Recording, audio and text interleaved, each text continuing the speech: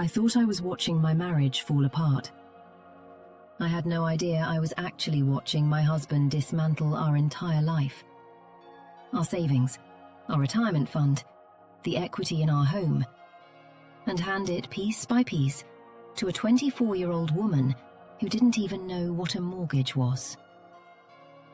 And now, 18 months later, he was standing on my porch in the same worn-out jacket he'd left in, holding a gas station bouquet of carnations, asking me if we could start over. The carnations were already wilting. So was he. But let me go back to the beginning, because the beginning is where the real story lives. The beginning is where I was still the kind of woman who believed in forever, who ironed her husband's shirts on Sunday evenings and called it an act of love. The beginning is where I was still naive enough to think that 16 years of marriage meant something that couldn't be undone by a yoga instructor with an Instagram account and an appetite for credit cards. My name is Clara. I'm 41 years old now, though I was 39 when everything fell apart.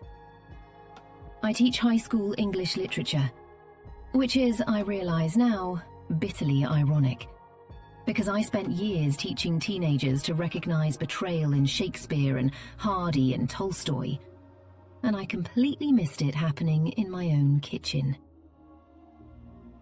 I live in a pale yellow house on Elm Ridge Drive, a house that Jason and I bought together in the early years of our marriage, when we were still the kind of people who painted rooms together and argued cheerfully about crown molding. We chose the yellow together. He said it looked like sunshine. I said it looked like hope. We were both right, and then we were both wrong. Jason. I need to describe Jason so you understand what I'm talking about when I say I loved him. He was not a dramatic man, not the kind of husband who swept you off your feet on a Tuesday or surprised you with weekend trips to Paris. He was steady. He was warm in the way that a wood-burning fireplace is warm.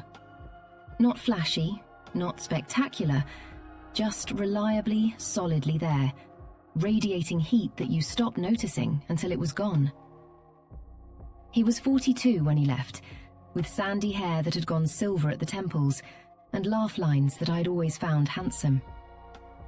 He coached our nephew's little league team on Saturdays. He made really good chili. He remembered the names of my students when I talked about them at dinner. He was, as far as I could tell for 16 years, a good man. Our life together was quiet and comfortable in the way that good lives often are. Not cinematic, not glamorous, but deeply real. We had a routine that I loved without fully appreciating it until it was gone. Mornings started with coffee, the good kind, the dark roast that Jason ground fresh every morning because he said pre-ground coffee was an insult to the bean. The kitchen would fill with that rich, earthy smell while I graded papers at the table, and he'd slide a mug in front of me without being asked, because after 16 years, he knew exactly when I needed it. We'd talk about our days over dinner most nights. Nothing consequential, just the comfortable chatter of two people who had built a shared language out of years of small moments.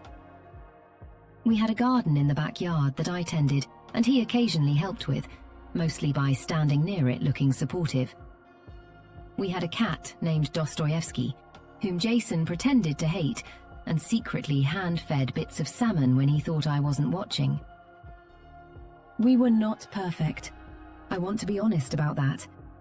We had dry spells, years where the warmth between us had gone from a fire to a steady pilot light. Still burning, but not blazing. I had thrown myself into my teaching career with a ferocity that sometimes left Jason feeling like an afterthought.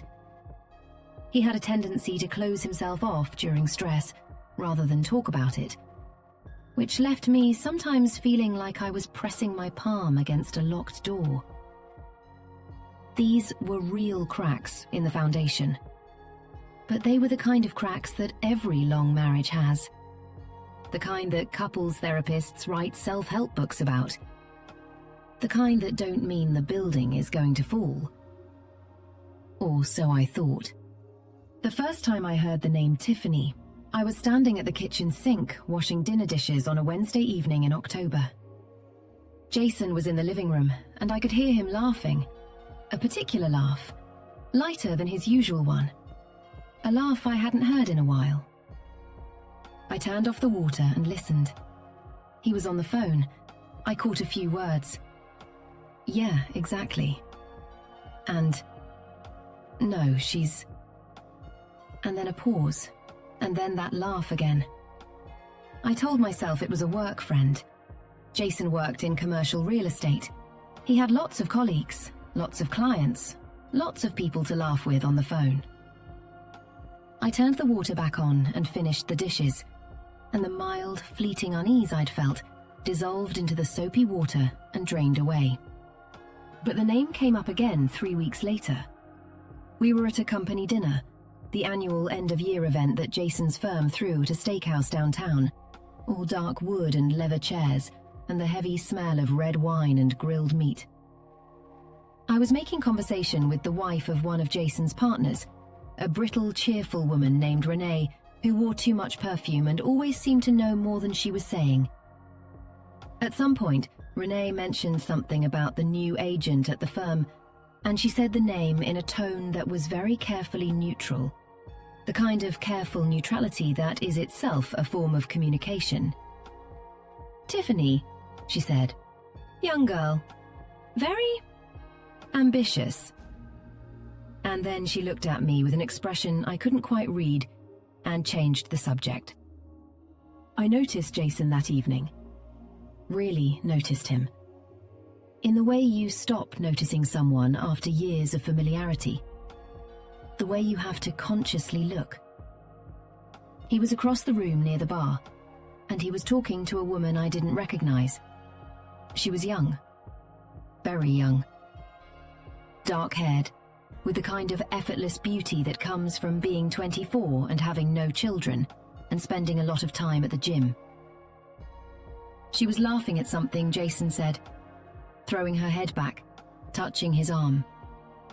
And Jason was standing with his shoulders rolled back, in a way I hadn't seen him stand in years. His chest open, his whole body oriented toward her like a plant turning toward light. He hadn't stood that way around me in a long, long time. I didn't say anything that night. I told myself I was being paranoid. I told myself that a man laughing with a younger colleague at a work party didn't mean anything. I told myself a lot of things on the drive home, watching Jason hum along to the radio. And I believed most of them. Because the alternative was a door I wasn't ready to open. Over the following weeks, the signs accumulated the way bad weather accumulates, slowly, almost imperceptibly, until you realize the sky has turned entirely dark. Jason started going to the gym, which he hadn't done in 2 years. He bought new clothes.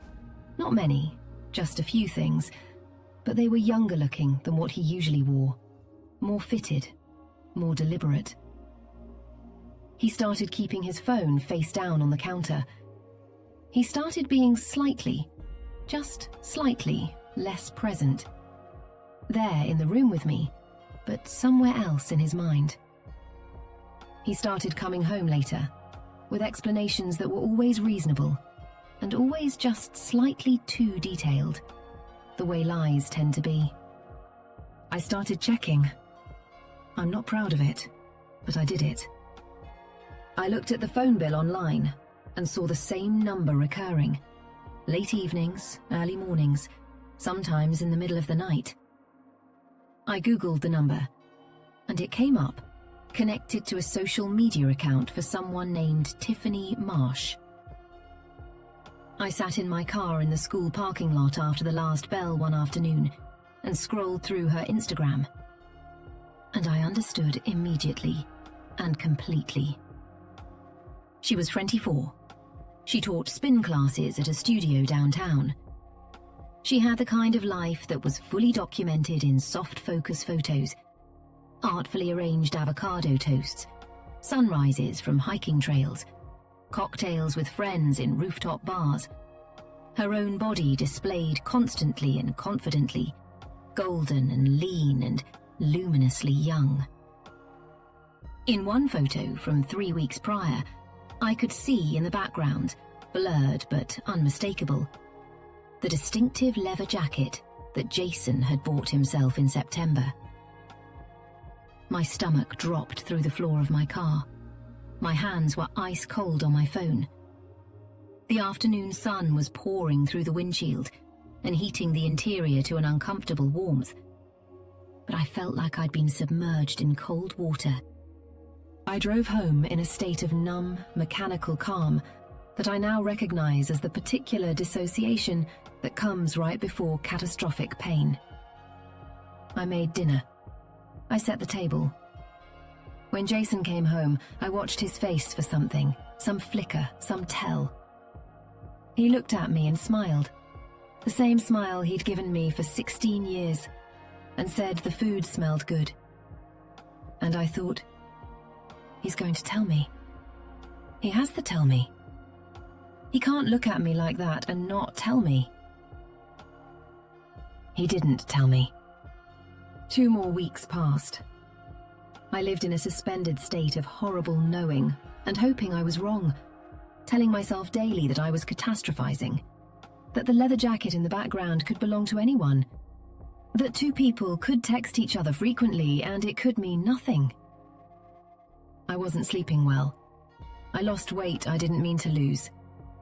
My colleague and closest friend, Dana, who taught AP history in the classroom next to mine and had been my best friend for 11 years, told me I looked like I hadn't slept in a week. I told her about my suspicions over lunch one Thursday, my voice very low and controlled. And Dana looked at me with an expression of careful compassion and said, "What does your gut tell you?" My gut told me everything. My gut had been screaming for weeks. I just hadn't been ready to listen. The moment I could no longer pretend came on a Saturday in late November, grey and cold outside, the kind of day that smells like wood smoke and frozen ground. Jason said he had to go into the office, a client emergency, some deal falling through. He'd be back by dinner. He kissed me on the forehead. He smelled like his usual aftershave, cedar and something slightly sweet. And I stood in the hallway after he left and breathed in the lingering trace of it and thought, I know. I have always known. And I'm running out of time to pretend otherwise. He left his laptop open on the dining room table. I don't know if it was carelessness or some unconscious desire to be caught. Either possibility feels equally devastating in retrospect. I walked past it 3 times before I sat down. My hands were completely steady, which surprised me. My heart was not. I could feel it knocking against my ribs like something trying to get out. The laptop screen had gone to sleep. I touched the trackpad and it woke up. His email was open. And the most recent message, sent that morning at 6:46 utra, to an address I recognized, to a name I recognized, read, "Checked us in, Suite 204. Can't wait to see you." I sat there for a very long time.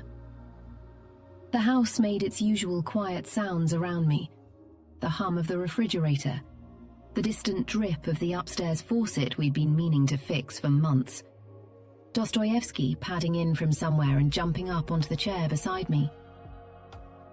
I looked at the email on the screen, and then at the cat, and then back at the email. Outside, a car passed slowly on the wet street. A neighbour's dog barked twice and went quiet. The world kept moving at exactly its normal pace, indifferent and unhurried, while mine came to a complete and total stop. I didn't cry. That surprised me too. I had always imagined, in the abstract, terrible way you imagine your worst-case scenarios, that if I ever found proof of this, I would fall apart. Instead, I felt something settle in me, cold and very clear, like water finding its level. I took my phone from my pocket and photographed the email. Then I sat back and waited for my husband to come home. He didn't come home for dinner. He texted at 5:30. Running behind, don't wait for me. I didn't respond. I ate alone at the kitchen table, though I tasted nothing. I fed the cat. I washed the dishes. I sat in the living room in the gathering dark without turning on any lights. And I thought, with a peculiar, terrible clarity, about 16 years. About the house we'd bought together. About the retirement account we contributed to every month. About the joint savings that I had insisted on building carefully, methodically, since the early years of our marriage. A nest egg that currently held just over $90,000. About the home equity line of credit we had taken out 2 years ago for a renovation we'd never quite gotten around to. About the fact that Jason, as the higher earner, had always managed our joint finances, and I had trusted him completely. Because he was Jason. And Jason was steady. And Jason was good. Cold certainty is a strange feeling. It is not the same as anger, though the anger was coming. I could feel it, banked and waiting, somewhere deep in my chest. It is more like the moment in the middle of a fall, when you understand with absolute physical clarity that you are going to hit the ground. There is no more uncertainty. There is only the waiting. Jason came home at 9:15. I was sitting in the living room with the lights still off, and when he came through the door and reached for the light switch, he startled when he saw me. "Clara, you scared me. Why are you sitting in the dark?" His voice was normal. His voice was absolutely, heartbreakingly normal. "Come sit down," I said. My voice was calm. It was the calmest I had ever sounded in my life. He sat down slowly on the sofa across from me, his jacket still on, and I watched his face in the low light and saw something shift in it. Not guilt, exactly, but wariness. The instinctive animal alertness of someone who has been caught but doesn't know yet how much is known. "Is everything okay?" he said. "Suite 204, I said. A silence. The refrigerator hummed in the kitchen. Dostoevsky walked across the room between us with sovereign indifference. "Clara, don't," I said, still calm, still that strange, cold clarity. "Don't explain. Don't minimize. Don't tell me it's not what I think. I saw the email. I know what it is. I just need to hear you say it." Another silence. He was looking at his hands. When he looked up, his eyes were wet, and I thought, he's going to cry. And I don't have the capacity right now to feel anything about that. "It's been going on for a few months," he said. His voice was low and raw. "I didn't plan it. I didn't mean for it to." "How long is a few months?" He rubbed the back of his neck. "Since August." 3 months. He had been doing this for 3 months while I ironed his shirts and ground coffee and graded papers and lived inside what I thought was my life. "Are you in love with her?" I asked. He didn't answer immediately, which was itself an answer. Then, "I don't know.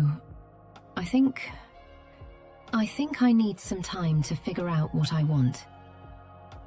I looked at my husband. I looked at the face I had slept beside for 16 years. The face I had held in my hands in the delivery room when we lost our first pregnancy. The face I had kissed on New Year's Eve and Christmas morning, and on ordinary Tuesday nights when we sat on the porch and watched the sky go dark over the elm trees. And I felt something change in me. Not break. I want to be precise about this. Not break, because there was no collapse, no falling. More like a door closing. A quiet, definitive click. Then figure it out somewhere else, I said. I'd like you to pack a bag tonight. He looked stunned. I think some part of him had expected tears, recriminations, the kind of volcanic scene that ends with both people exhausted and temporarily clinging to each other out of habit and fear. He had not expected this. He had not expected me to be calm. He had not expected me to say it first. Clara, I think we should... Pack a bag, Jason. The rest we'll deal with through lawyers. He stayed in a hotel that night. He was gone before I woke up the next morning, and when I came downstairs and saw his coffee mug in the drying rack, the one he'd used yesterday morning before he'd driven to Suite 204, I sat down on the kitchen floor and held Dostoevsky and finally cried. Not for long, but hard and honestly, the way you need to cry when something real has ended. Dana came over that afternoon. She sat across from me at the kitchen table, holding her mug with both hands the way she always did, and listened while I told her everything. She didn't say much while I talked. Dana has always understood that sometimes what you need is not advice, but witness. When I finished, she was quiet for a moment, and then she said, "What are you going to do about the money?" It was the right question. It was the question I had been circling around without quite reaching. "I don't know yet," I said. "I need to look at everything." "Look at it today," she said. "Don't wait." I didn't wait. After Dana left, I sat down at my own laptop and spent 3 hours going through every account I could access. The checking account looked normal. The retirement accounts, mine and the joint one, looked normal. I felt a brief, cautious relief. Then I opened the online portal for our savings account, and the relief evaporated completely. The balance, which had been $91,400 the last time I'd looked, 2 months ago, maybe 3, because I had trusted Jason to manage it and hadn't felt the need to check, was $31,200. $60,000 was gone. I stared at the number on the screen for so long that my vision blurred. Then I clicked into the transaction history and began to read. And what I read turned my blood to ice. Over the past 4 months, there had been a series of transfers. $8,000 here, $12,000 there, $15,000, $10,000, $6,000. All to an external account I didn't recognize. The transfers had been made from his login credentials, which he alone managed. He had been systematically, methodically emptying our savings account for 4 months. He had started in July, a month before the affair by his own admission, which meant the money hadn't just followed the affair. It had preceded it. He had been planning this before I even knew there was a Tiffany Marsh. My hands shook so badly I had to put my phone down on the table and press my palms flat against the wood to stop the trembling. The kitchen was very still around me. Outside the window, the late afternoon light had gone thin and grey. I sat in that stillness and understood something with terrible precision. This was not an impulsive man who had fallen for someone and lost his head. This was a man who had made a plan. I called a lawyer the next morning. Her name was Patricia Holt. Dana had used her for a contract dispute 2 years prior and said she was brilliant and ferocious, which were exactly the qualities I needed. I sat in her office on a Monday afternoon, in a chair that was more comfortable than it should have been given the circumstances, and laid out everything. Patricia listened without interrupting, making occasional notes on a yellow legal pad, her expression professionally composed. When I finished, she put down her pen and looked at me directly. "The transfers are the key issue," she said. $60,000 from a joint account moved without your knowledge or consent is legally significant. Do you have access to the transaction records? I did. I had screenshotted everything. Good, she said. Don't touch anything else. Don't transfer money, don't close accounts, don't do anything that could be construed as retaliatory asset movement. Let me handle this. Meanwhile, Jason and I had moved into a strange, suspended purgatory. He was staying, I later learned, in Tiffany's apartment, a one-bedroom place she rented in the newer part of downtown. He texted me twice in the first week, careful, lawyerly texts about needing to talk about logistics, which I forwarded to Patricia and otherwise ignored. He did not, in those early days, seem particularly remorseful.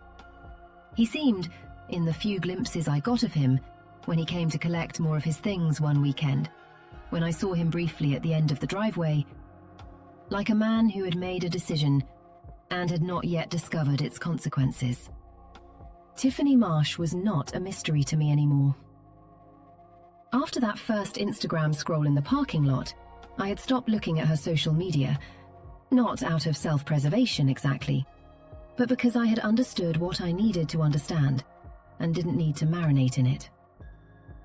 But Dana, who has always been more methodical about gathering information than I am, showed me something on her phone one evening in December, about 6 weeks after Jason had left. Tiffany had posted a photo from what appeared to be an extremely expensive hotel in Miami.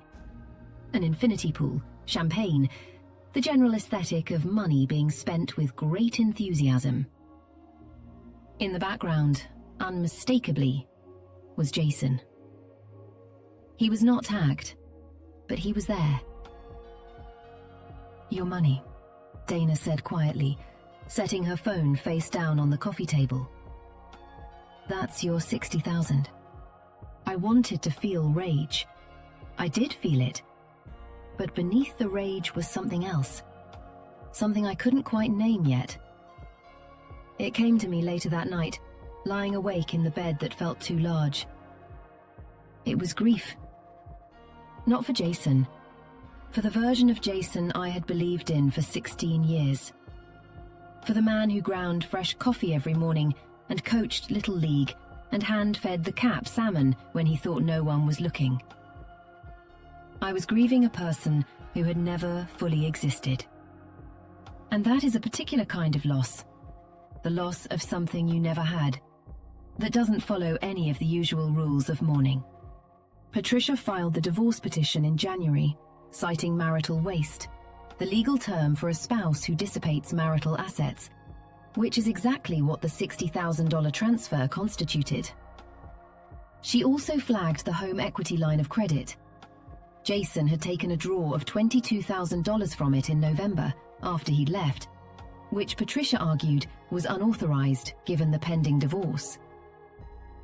The total amount at issue was substantial enough that Patricia was confident, and I had learned in the preceding weeks to trust her confidence completely. Jason hired a lawyer in February.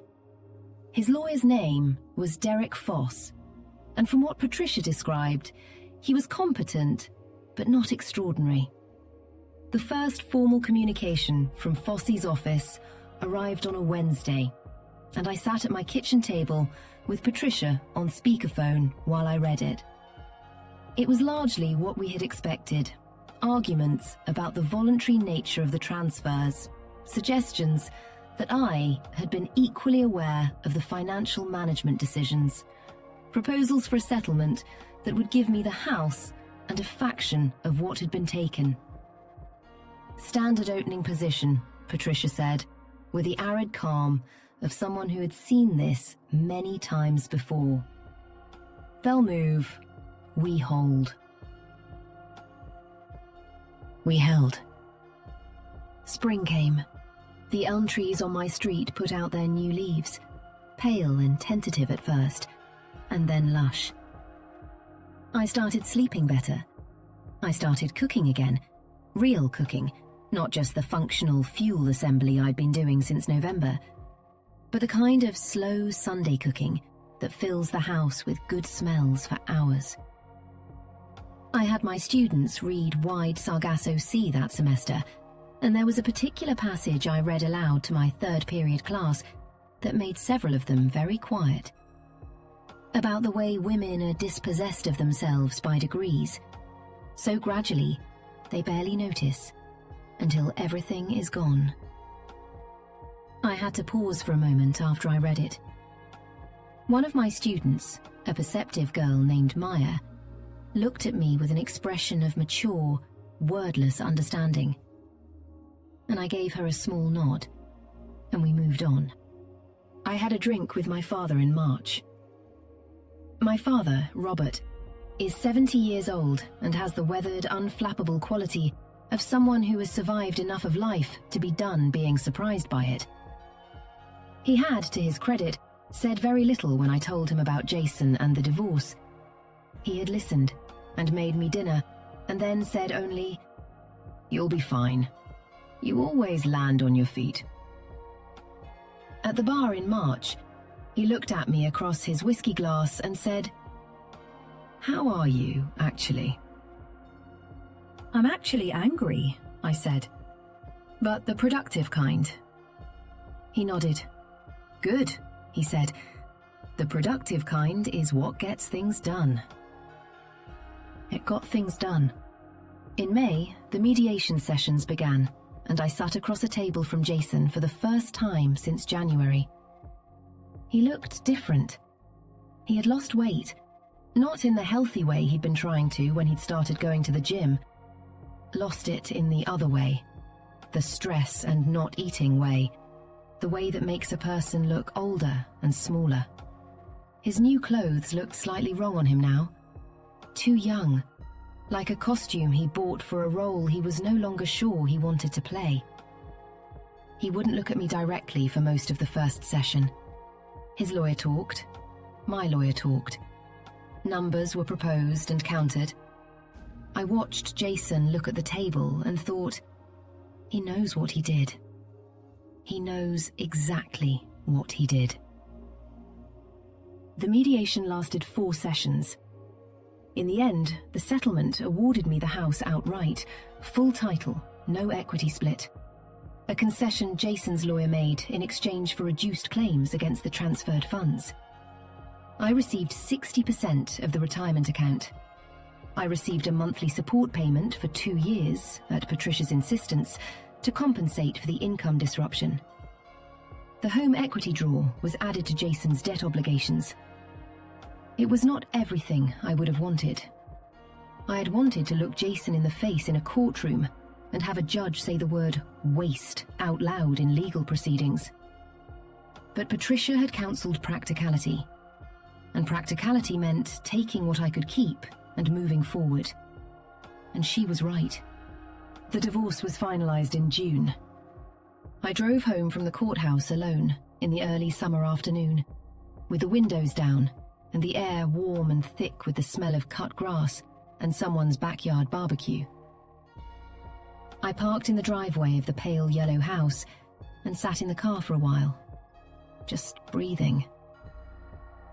Then I went inside and opened every window and let the summer air move through every room. And then, because this is where the story starts in a way, or at least the part of a story that made me sit down and write all of this out, came August. 14 months after Jason had walked out, 8 months after the divorce was finalised, on a Tuesday evening when I had just gotten home from school and was standing at the kitchen counter eating an apple and reading a student's draft essay, the doorbell rang. I opened the door, and there he was. Jason, on my porch. His porch, once. Our porch. Now definitively mine. Holding a gas station bouquet of carnations in the particular yellow and pink combination that suggests a person grabbed the first thing they saw without much thought. He was wearing the old jacket, the one from before, and he looked tired in a way that went deeper than just not sleeping. He looked, I realized, like a man who had run very fast towards something and discovered, upon arriving, that the thing he'd run toward had eaten him alive. "Clara," he said, then stopped. I looked at him. I looked at the carnations. I thought about the $91,000. I thought about Suite 204. I thought about Miami. I thought about the woman who had had him laughing in a new way at the company dinner, and then thought about all the years before that, the good years, the real years. And I understood, with the kind of clarity that only distance provides, that I had been grieving the loss of something for a long time before it was actually gone. "You should come in," I said, because I am a person who was raised to let people say what they've come to say. He sat at the kitchen table, the same chair he had always used, and I noticed that he moved toward it automatically, by muscle memory, the way you move toward the familiar, even when you forfeited your claim to it. I made tea because I needed something to do with my hands. I set a mug in front of him that was not his usual mug, a small, unconscious boundary. And I sat down across from him and waited. He talked for a long time. He had ended things with Tiffany in May, he said. It had not ended gracefully. She had, and here he paused, choosing words with visible difficulty. She had spent a significant amount of money. Not just the $60,000 from the savings account, not just the $22,000 from the equity line, but money he had continued to give her in the months that followed. Dinners, trips, gifts, rent assistance, a car payment he'd picked up because she'd said she needed help and he'd believed her.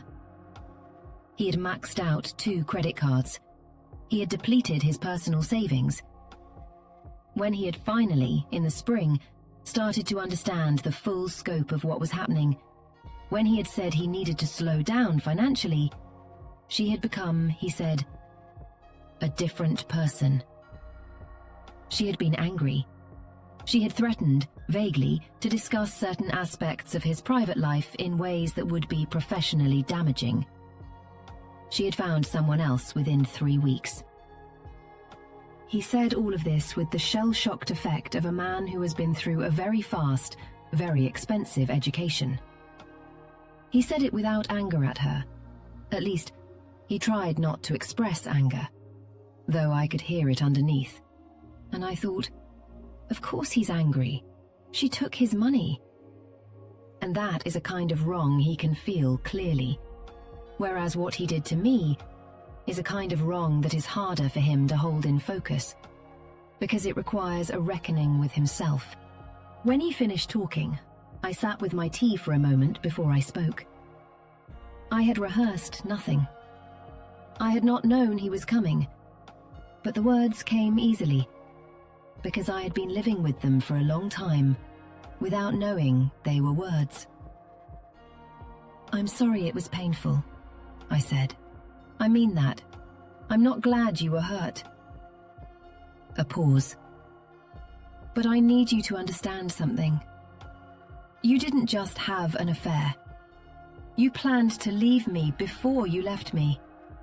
You moved $60,000 while we were still living together, while I was still making your coffee and teaching my classes and believing in our life. You were building an exit, while I thought we were living inside something real." He looked at the table. "I know," he said very quietly. "I don't think you're a bad person," I continued, and I surprised myself by meaning it. "I think you did a terrible thing. Those are different." I wrapped both hands around my mug. "But I'm not the answer to what comes next for you. I have spent the last 14 months rebuilding something. I'm not going to unmake that because your plan didn't work." He looked up. His eyes were red. "I know I don't deserve another chance," he said.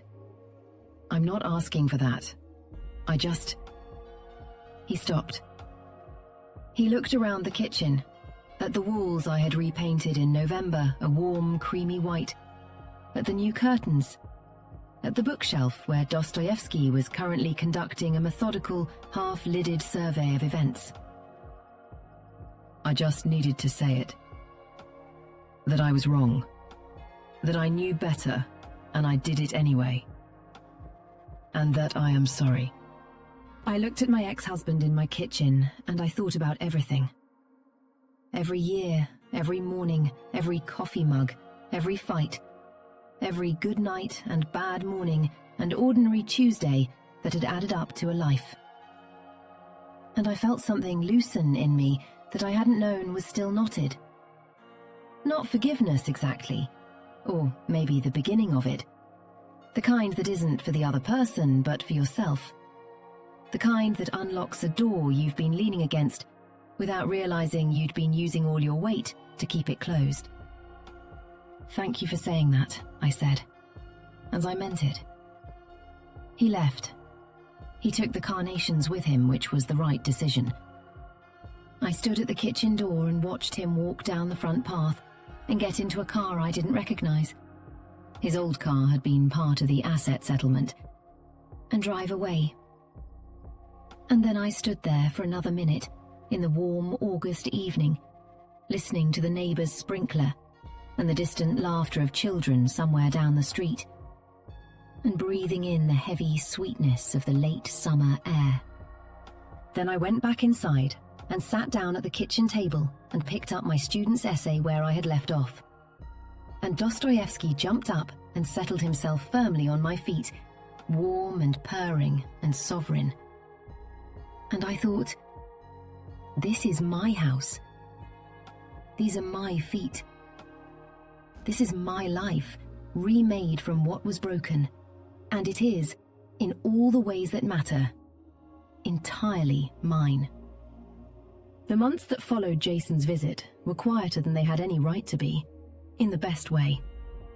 Patricia had told me in our final meeting, before I paid her final invoice and shook her hand in the lobby of her building, that the most important thing about leaving a financial betrayal like this one intact is the documentation.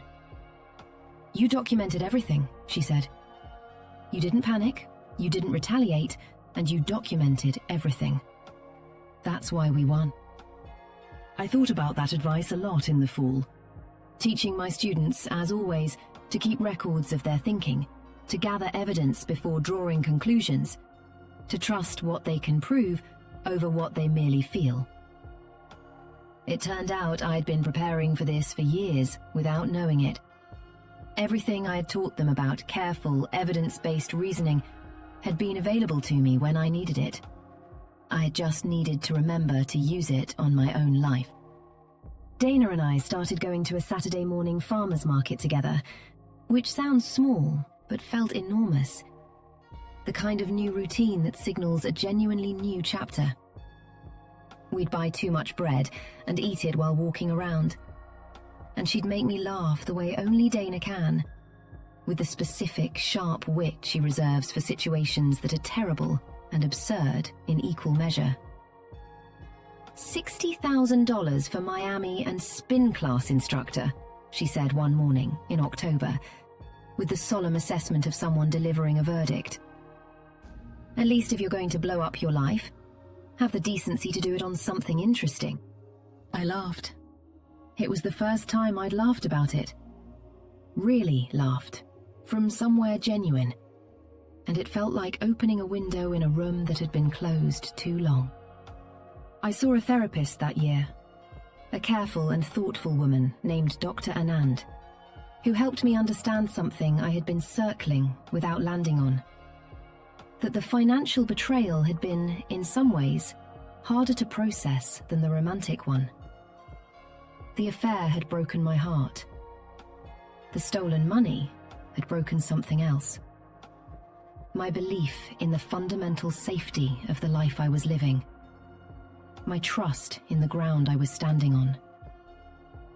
People often find financial betrayal more destabilizing than infidelity, Dr. Anand told me, because it's not just personal. It attacks your material reality, your sense of security, your belief that your home and your savings and your future exist. She was right. It had. And rebuilding that sense of solidity had taken more deliberate work than I had anticipated. But I rebuilt it. That is the thing I want to be clear about. Not as a triumph to perform for anyone, but as a simple fact. The savings account, which had stood at $31,000 after the transfers, stood at $44,000 by the following spring. Because I had a teacher's salary, a court-ordered support payment for 2 years, and no husband spending the household's money on a younger woman's lifestyle.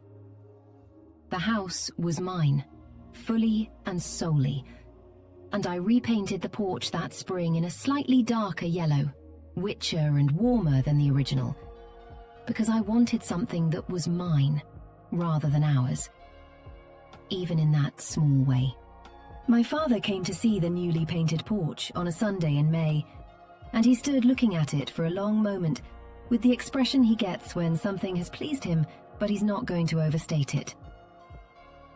"Good color," he said finally. "Looks like you mean it." "I do mean it," I said. We sat on that porch that afternoon with iced tea and his terrible opinions about modern baseball, and the very good opinions he's always had about how to get through hard things. And the afternoon light came through the elm trees in long, slow bars of gold, and Dostoevsky sat on the porch railing with his tail arranged for maximum elegance. And I thought, I am glad to be here. I am glad to be exactly here, in this afternoon, in this life, in this house that belongs to no one but me. I heard, through the grapevine, through a mutual acquaintance who told Dana, who told me, with the tone of someone delivering genuinely shocking news, that Jason and Tiffany had, despite the tumult of the spring, apparently reconciled briefly over the summer, before separating again in the fall for apparently definitive reasons that no one could entirely account for. I don't know what the truth of it was. I found, to my own mild surprise, that I didn't particularly need to. It was his story now, not mine.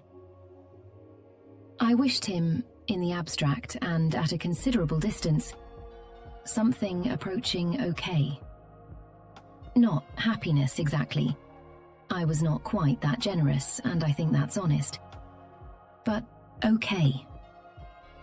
People's lives go on. They find their way, or they don't. I had my own finding to do.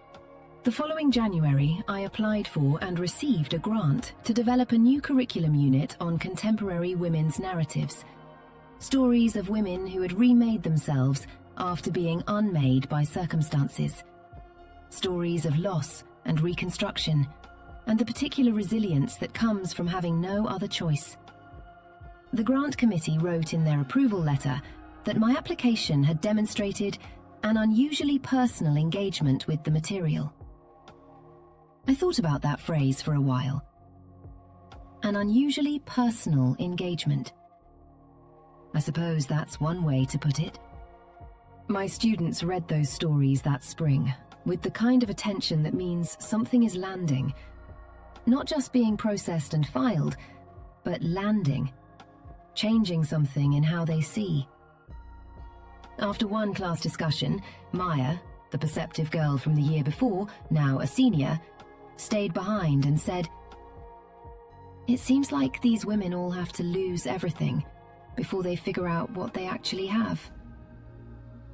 She was 17 and already seeing it. "Yes," I said, "but notice what they do with the knowing."